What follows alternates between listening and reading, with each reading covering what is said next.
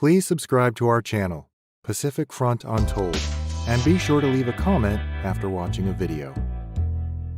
The Yangtze River area, including Wuhan, has been the cradle of Chinese civilization and one of China's most important agricultural regions for thousands of years. The river provided a vital line of communication for the movement of people and goods, comparable only to the Yellow River to the north. Due to the strategic importance of this region, the approaches to Wuhan became the site of a large-scale, protracted campaign between the Imperial Japanese Army and China's National Revolutionary Army during World War II. The campaign involved 400,000 Japanese and 800,000 Chinese troops. Despite its significance, the Battle of Wuhan remains one of the most under-researched campaigns in 20th century warfare, with only one book in English dedicated to the subject, focusing more on refugees than the campaign itself. This series aims to inform an English-speaking audience about the significant campaign that took place in central China throughout 1938. Documenting an often overlooked chapter of World War II. In 1937, the Imperial Japanese Army achieved significant successes in North China, advancing along the Beijing-Wuhan and Tianjin-Nanjing railways, and in the Shanghai-Nanjing area further south. During these campaigns, the Japanese either rapidly outflanked and routed overextended, poorly deployed Chinese adversaries, or, as in the Battle of Shanghai, ground down the Chinese defenders in a battle of urban attrition before utilizing amphibious outflanking maneuvers to force them to withdraw. However, the Japanese army faced a dilemma. Its northern force, the North China Area Army, and more southerly force, the Central China Expeditionary Force, had not linked up to establish a continuous front. As 1938 began, the Japanese aimed to have its two armies in China advance concentrically into central China, link up, and encircle the forces of the Chinese Fifth War Zone in the middle of their pincers.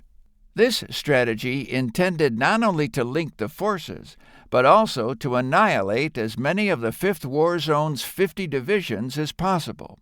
The Japanese Army's first attempt to link the North China Area Army and the Central China Expeditionary Force began in February 1938, when 3 divisions attempted to converge on the city of Suzhou from the north, northeast, and south. Despite facing strong Chinese resistance on all fronts, the 3 Japanese divisions were too overextended to defend their flanks effectively. This allowed the Chinese 20th Army under Tang and Bo to strike the flanks of the 10th Infantry Division and 5th Infantry Division sequentially as elements of both Japanese divisions attempted to converge on the defended village of Terzuang. Similarly, Chinese forces attacked the overextended flank of the Japanese Army's 13th Infantry Division south of the Huai River. These engagements, part of the broader Battle of Terzuang, marked the first victories of the war for the Chinese, forcing the Japanese to withdraw. Despite their withdrawal from the vicinity of Suzhou and Terzuang in April 1938, a new April 7th directive from the Imperial General Headquarters mandated a return to the offensive. The offensive resumed in May, with the North China Area Army and the Central China Expeditionary Force each committing 4 divisions to converge on the vital rail hub of Suzhou and encircle the approximately 200,000-strong V War Zone. The Central China Expeditionary Force advanced effectively against limited Chinese resistance in the south, while the North China Area Army was held up by Tang and Bo's fighting withdrawal in the north. Nevertheless, the questionable deployment of Chinese forces, often stacked along railway lines, created gaps and weak points that the Japanese exploited. As a result, the Japanese were able to encircle the Chinese forces at Suzhou. Although many Chinese troops managed to break out of the encirclement due to the insufficient Japanese infantry to hold the ring, the Chinese forces were still in headlong retreat, moving into the interior of China. In the aftermath of the Battle of Suzhou, the Japanese continued their westward advance along the Longhai Railway, connecting Suzhou and Jingzhou. To stem their advance, Chiang Kai-shek adopted a radical measure, breaching the dikes of the Yellow River at Haiankau, flooding the area to impede the Japanese advance along the railway. This strategy of using water as a substitute for soldiers contributed to the Japanese decision to reorient their advance towards Wuhan. However, the lack of warning to local civilians about the breaching of the dikes resulted in the deaths of an estimated 893,608 people due to the sudden flooding of the Yellow River Plains. The Chinese, led by Chiang Kai-shek and the Kuomintang leadership, were aware of the Japanese intent to attack along both sides of the Yangtze River. To counter this, they aimed to force the Japanese into a protracted campaign of attrition. The Chinese strategy involved leveraging the terrain, which included mountains north, the Depai mountain range, and south of the Yangtze River. These mountains provided flank protection and hindered the concentration of Japanese combat power. The Yangtze River was a critical feature, especially given the near non-existence of the Chinese Navy. The Kuomintang constructed fixed fortifications along the river to prevent the Japanese from exploiting it. Key fortifications were established at Madang and Tiantianjian, where the Yangtze narrowed, canalizing any potential Japanese approach. Additionally, the Chinese sank 79 ships in the Yangtze to block any Japanese advance. These measures aimed to slow the Japanese advance and enable the Chinese to attack overextended Japanese flanks and supply lines. The Wuhan campaign began in earnest with the 3rd and 13th Infantry Divisions advancing north of the Yangtze River.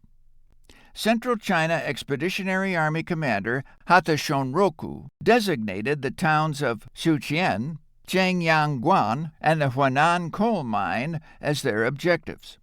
Concurrently, the 6th Infantry Division, part of the 11th Army but north of the Yangtze, advanced towards Huaining from Hefei, supported by the Hata Detachment, which attacked amphibiously from the Yangtze River. The 3rd Infantry Division seized the Huanan coal mine on June 3rd and Xiuqian on June 5th, while the 13th Infantry Division captured Changyangguan on June 5th.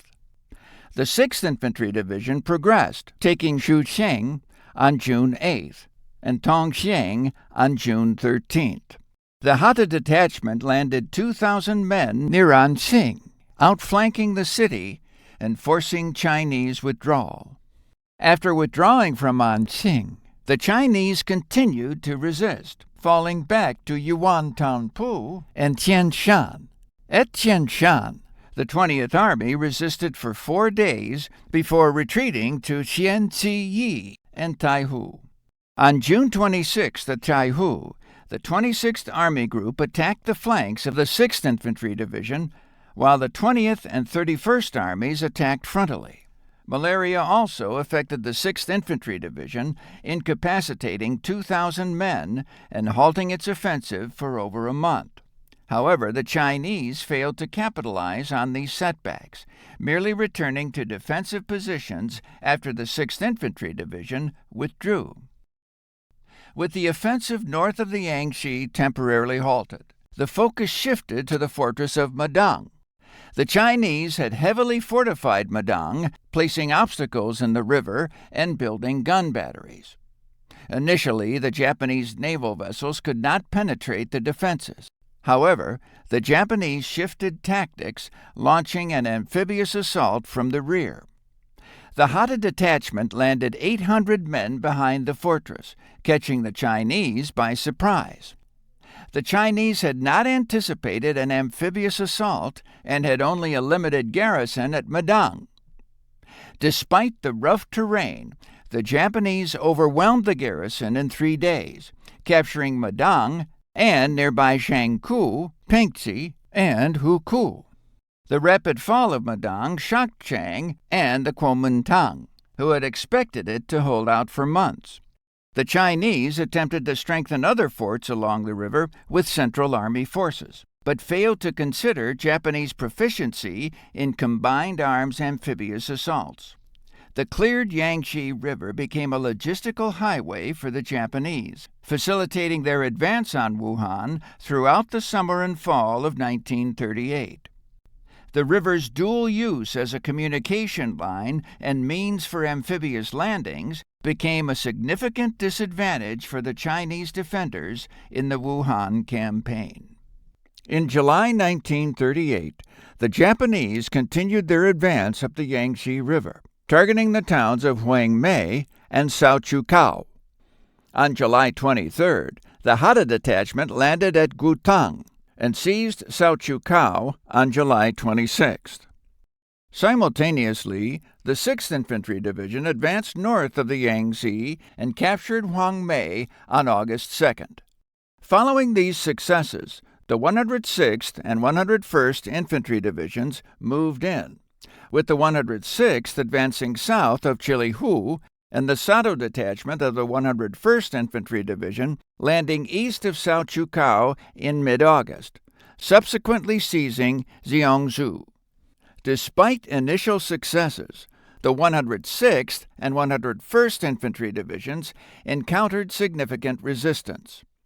The 106th Infantry Division became embroiled in positional fighting near Ma'anchen for a month.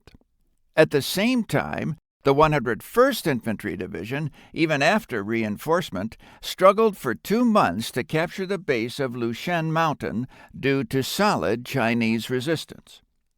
Heavy casualties were reported for both divisions. Recognizing the need for more manpower, the Central China Expeditionary Army dispatched the 9th and 27th Infantry Divisions to Saochukao in August 1938. The Central China Expeditionary Army aimed to capture Ruichang and Da'an to cut off Chinese forces near Lushen Mountain. The 101st and the 106th Infantry Divisions were tasked with advancing south towards Lushen Mountain and Da'an, fixing Chinese defenders in place. Their advance was due to be supplemented by the newly arrived 9th and 27th Infantry Divisions to facilitate the Japanese push away from the Yangtze River. The commander of the 11th Army ordered 5 battalions of the 9th Infantry Division to advance north of Da'an via Ruichang, while the Hata detachment would protect the 9th Infantry Division's flank. The 6th Infantry Division would advance from Huangmei to Guangqi north of the river and eventually seize Tianchajian Fortress. These forces would then converge on Wuhan from both the north and south. The Japanese plan commenced in late August, with the Hata detachment occupying strategic areas east of Ruichang. The Maruyama detachment of the 9th Infantry Division seized Ruichang on August 24th and advanced on Meihuiling with the 106th Infantry Division. The combined forces captured Meihuiling on September 3rd. Afterward, the 106th Infantry Division moved towards Da'an, while the Maruyama detachment returned to the 9th Infantry Division to advance west. On September 11th, the 9th Infantry Division and the Hata detachment advanced west along the Ruiyang and Ruiwu highways towards Wuhan, joined by the 27th Infantry Division on September 16th. They progressed to Lawuga by September 15th and crossed the Fusui after October 7th. The 9th Infantry Division captured Sanchukao on October 16th, and the 27th Infantry Division seized Shintanpu on October 18th. However, strong Chinese defenses west of these towns slowed further progress. To bypass these defenses, 11th Army Commander Okamura Yasuji aimed to cut off the Chinese by seizing Qinyu and Shanyu and cutting the Guangzhou-Hankou Railway. Both divisions attacked towards the railway on October 22nd, with the 9th Infantry Division taking Xinyu and the railway on October 27th, while the 27th Infantry Division cut the railway further south on the same day. These moves effectively isolated Wuchang, part of Wuhan, from the south. South of Wuhan, the 101st and 106th Infantry Divisions advanced towards Da'an, facing the Chinese 1st Army Corps defenses. On September 25th, the 106th Infantry Division aimed to outflank the Chinese from the west, while the 101st Infantry Division advanced southwest along Lake Poyang. However, the 106th faced logistical challenges and poor communication, while the 101st struggled against strong Chinese resistance.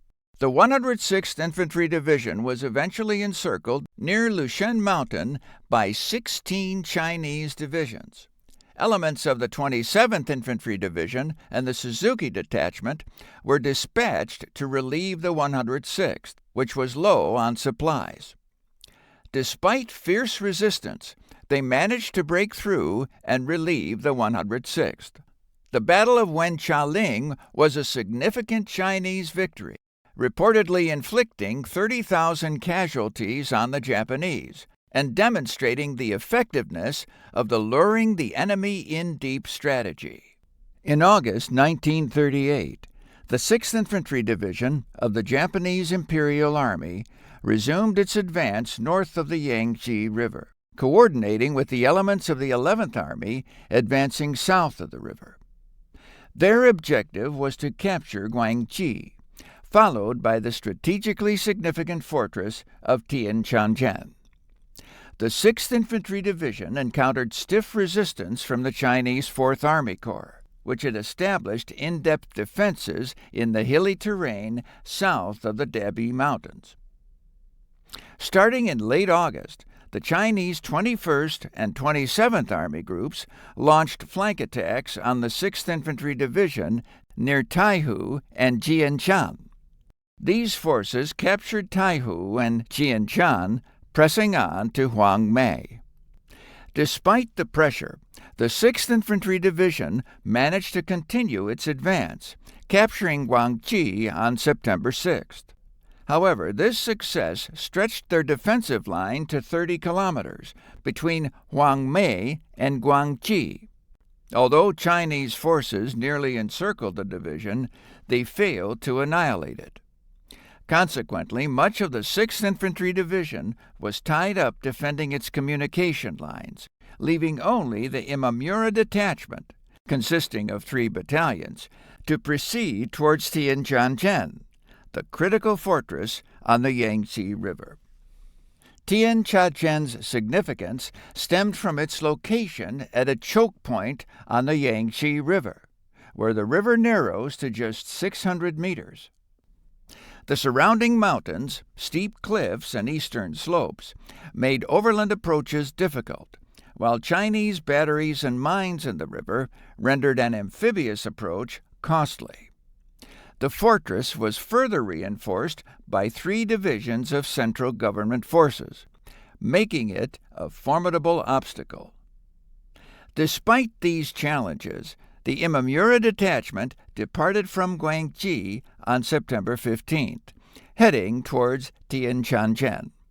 Initially, only the Imamura Detachment's 3 battalions were dispatched, as the rest of the division was needed to protect its extended supply lines. However, the Japanese advance was aided by the Chinese decision to breach dikes and dams along the Yangtze River, which flooded large areas and simplified Japanese logistics. This flooding reduced the need to defend a long supply line, allowing the Japanese to transport supplies via the expanded Yangtze River from Zhejiang to Huangmei, a distance of just 40 kilometers, compared to the previous 200-kilometer route. This logistical advantage allowed the Imamura detachment to reach Tianjin on September 16th. Although the final assault on the fortress was delayed by poor weather, 3 Chinese corps, the 26th, 48th, and 86th, outflanked and nearly surrounded the 6th Infantry Division. However, the flooded terrain on the division's eastern flank prevented complete encirclement. The 11th Army's timely dispatch of boats carrying supplies up the Yangtze River allowed the 6th Infantry Division to hold its position near Tianjin. The series of surprise night attacks, including the use of poison gas, ultimately led to the fall of Tianjin. The capture of this fortress removed the last major barrier to a Japanese advance towards Wuhan, along the Yangtze River. While Japan's 11th Army advanced up the Yangtze River, the Second Army concentrated its forces, the 3rd, 10th, 13th, and 16th Infantry Divisions, near Hufei. The initial objectives were the towns of Luan and Hushan, with the eventual goal of advancing to the northern foothills of the WWII Mountains. However, due to the Chinese destroying the roads west of Luan, Second Army Commander Prince Narihiko Higashikuni adjusted his plans. Instead of advancing to a line stretching from Luan to Hushan and concentrating forces in this area, the Second Army would advance to the Huangshan-Shangcheng line further west to control intact roads. The Chinese withdrawal of forces to stem the 11th Army's advance along the Yangtze River facilitated the Second Army's initial advance. Prince Narihiko ordered the 10th and 13th Infantry Divisions to begin their advance on August 27th. These units faced approximately 25,000 men from the Chinese 51st and 77th Armies. The 10th and 13th Divisions saw significant initial success, with the 10th taking Luan on August 28th and the 13th taking Hushan on August 29th. The 10th Infantry Division proceeded to seize Kushu on September 7th. Meanwhile, the 13th Infantry Division made a night crossing of the Shi River, but faced significant resistance from several Chinese divisions of the Second Army Group. To support the 13th Infantry Division, Prince Narihiko ordered the 10th Infantry Division's Seiya Detachment to reinforce its advance on the town of Shangbailing. Despite these efforts, the 13th struggled to advance. Consequently, Prince Narihiko ordered the 16th Division to advance on Shangcheng from the northern part of the road linking Shangcheng to Yanyashu to cut off the Chinese line of retreat.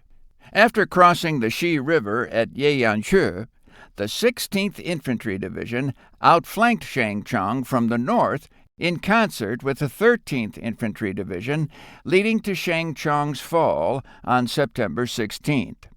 Following the fall of Shangcheng, Prince Narihiko ordered the 13th and 16th Infantry Divisions to continue through the WWII Mountains to Baikao and Songfu. Concurrently, the 10th and 3rd Infantry Divisions advanced towards Lushan and Xingyang, the latter being a critical node of the Beijing-Wuhan Railway north of Wuhan. The 3rd and 10th Infantry Divisions made significant advances, with the 10th Infantry Division executing an outflanking maneuver south of Leshan. The 3rd Infantry Division reached the Beijing-Wuhan Railway north of Xingyang on October 24th. An independent unit called the Okada Detachment advanced between these forces, seizing Xingyang on October 12th. The seizure of Xingyang and cutting the Beijing-Wuhan Railway to the north and south of the city, severed Wuhan's northern supply and reinforcement routes, dealing a decisive blow to Chinese defenses and contributing to Wuhan's fall in October 1938. The other decisive blow that rendered further defense of Wuhan superfluous was the landing of Japanese forces at Guangzhou. The Japanese 21st Army, comprising the 5th, 18th, and 104th Infantry Divisions, assaulted Chinese positions in Guangdong Province in October 1938. The assault began on October 12th, with the 18th and 104th Infantry Divisions landing at Aotou and Hucheng, respectively. Facing little resistance, as most of Yuan Mao's 12th Army Group divisions had been sent to Taihan for the Wuhan campaign, the 18th Division quickly established a 10-kilometer-deep beachhead by nightfall. The Japanese continued their inland advance, capturing Pingshen and Tamshui without opposition on October 13th. Between October 16th and 19th, Japanese forces further advanced inland. Finally, on October 21st, Japanese tanks entered Guangzhou without infantry support, while a regiment of the 5th Infantry Division seized the forts at Humen with no resistance.